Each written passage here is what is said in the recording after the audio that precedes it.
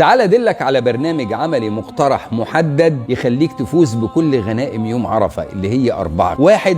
مغفرة الذنوب السنة اللي جاية والسنة اللي فاتت. 2. ده أكتر يوم ربنا بيعتق فيه عبيد من النار. 3. ده أكتر يوم ربنا بيضاعف فيه أجور الأعمال الصالحة. 4. وخير الدعاء دعاء يوم عرفة. تجيبهم إزاي؟ نجيبهم عن طريق 5 أعمال النبي ركز عليهم في اليوم ده. إيه هما؟ 3 صاد، صلاة، صيام، صدقة، وحط عليهم أهم عملين النبي عملهم في اليوم ده: الذكر والدعاء. يعني الصلاة في أول وقتها في المسجد للرجالة وفي البيت للنساء، يعني صيام الجوارح عن المعاصي، يعني الصدقة وإفطار الصائمين، والذكر والدعاء. والبرنامج ده بقسم لك اليوم لفترات، كل فترة بقول لك هتعمل فيها إيه. أول فترة ليلة يوم عرفة، محتاجين نصلي العشاء في جماعة والفجر في جماعة عشان يتكتب لنا أجر قيام الليلة، وبعدين نحاول نصلي ركعتين قيام ليل ب100 آية عشان نكتب من القانتين. والمجتهدين اللي ربنا كرمهم يحاولوا يصلوا الليلة دي ب1000 آية، يعني جزء عامة وجزء تبارك ولو من المصحف، عشان نكتب في الليلة دي من المقنطرين. وبعدين نتسحر عشان إن الله وملائكته يصلون على المتسحرين. وبعدين نستغفر قبل أذان الفجر على طول عشان نكتب من المستغفرين بالأسحار. الفترة الثانية من أذان الفجر للضحى. أول حاجة هنصلي ركعتين سنة الفجر، لأن ركعات الفجر خير من الدنيا وما فيها. وبعدين نصلي الفجر ونجلس في مصلانا نذكر ربنا لغاية بعد شروق الشمس بربع ساعة، ونصلي ركعتين أو 4 ركعات الضحى عشان ناخد ثواب أجر حجة وعمرة تامة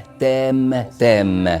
تقول لي الفترة دي أعمل فيها إيه؟ أقول لك حافظ على 4 أنواع من الأذكار. أول ذكر اللي هي أذكار بعد الصلاة: سبحان الله 33، الحمد لله 33، الله أكبر 33، وتقول 100 مرة واحدة: لا إله إلا الله وحده لا شريك له، له الملك وله الحمد على كل شيء قدير. هتلاقي الناس في المسجد عمالة تكبر تكبيرات العيد، كبر معاهم بس اوعى تقوم إلا لما تقول أذكار ما بعد الصلاة لأن خيرها كبير جدا. تاني حاجة أقول أذكار الصباح، خاصة حاجتين فيهم: إنك تقول سبحان الله وبحمده سبحان الله العظيم 100 مرة، وبعدين تقول ذكر يوم عرفة: لا إله إلا الله وحده لا شريك له، له الملك وله الحمد وهو على كل شيء قدير، قوله 100 مرة. وبعدين صلي الضحى. الفترة اللي بين الضحى وبين صلاة الظهر دي فترة مفتوحة، تقرأ فيها قرآن، تنام، اعبد ربنا زي ما انت عايز فيها. وبعدين ندخل على الفترة اللي من صلاة الظهر لغاية قبل العصر. أول حاجة إن احنا نصلي 4 ركعات سنة قبل الظهر و4 بعد الظهر، عشان دي يتحرم جسمنا على النار لو حافظنا عليها. وبعدين نصلي الظهر، وبعد الظهر نقعد نقول 5 أنواع من الأذكار: 1 أذكار بعد الصلاة، 2 إنك تصلي على النبي 100 مرة، 3 إنك تستغفر 100 مرة، 4 إنك تقول الباقيات الصالحات 100 مرة: سبحان الله والحمد لله ولا إله إلا الله والله أكبر ولا حول ولا قوة إلا بالله. 5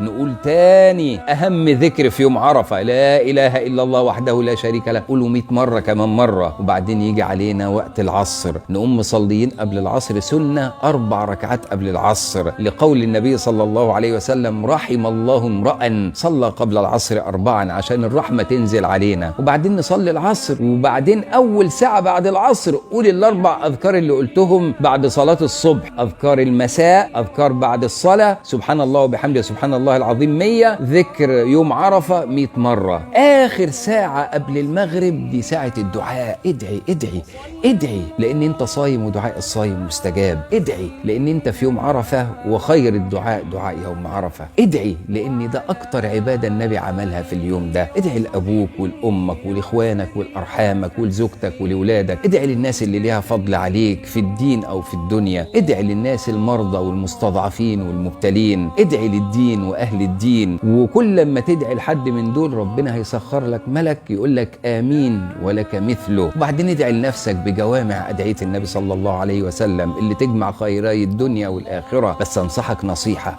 الدعاء مش بكترته، دعوة واحدة تخرج من قلبك تلح بيها على ربنا أبرك من 1000 دعوة أنت مش حاسس بيها. ده النبي علم السيدة عائشة في ليلة القدر دعوة واحدة بس: اللهم إنك عفو تحب العفو فاعف عني. وبعدين صلي المغرب وانصرف روح بيتك، روح بيتك وانت بتحسن الظن بربنا ان ربنا جبرك، وان ربنا كرمك، وان ربنا تقبل منك اعمالك، وان ربنا غفر لك ذنوبك، وان ربنا جعلك من عتقائه من النار ومن المقبولين. روح افرح وفرح ولادك في ليلة العيد ودخل السرور على قلوبهم. قل بفضل الله وبرحمته فبذلك فليفرحوا هو خير مما يجمعون.